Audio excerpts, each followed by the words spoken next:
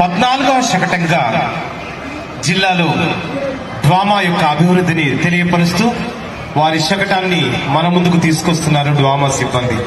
జిల్లా నీటి యాజమాన్య ఒక గ్రామానికి అవసరమైన మౌలిక సదుపాయాలు అయినటువంటి రోడ్లు, అంగన్వాడీ కేంద్రం, చెట్లు, ఆరోగ్య కేంద్రం, పాఠశాల, చెత్త నుండి సంపద తయారీ కేంద్రం, CHSR ద్వారా నీటి సరఫరా, వంతెనలు, ఇంకా CC డ్రైన్స్ ద్వారా మురుగునీటి నిర్వహణ, ఒక గ్రామం నుండి మరో గ్రామానికి వేగంగా దృఢంగా నిర్వహించడం ఈ FDR పద్ధతి యొక్క విశేష భవనాలు, ఇంకా SC ST కాలనీల్లో మౌలిక వసతుల కల్పన, ఇటువంటివన్నీ జరుగుతున్నాయి. పంచాయతీరాజ్ ఇంజనీరింగ్ విభాగం ద్వారా అంతర్గత CC BT WBM రోడ్లు, ఇంకా ప్రహారీ గోడలు నిర్మించడం జరుగుతోంది.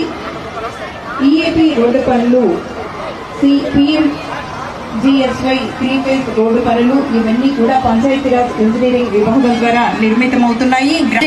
మిషన్ ద్వారా 2,77,020 ఇళ్లకు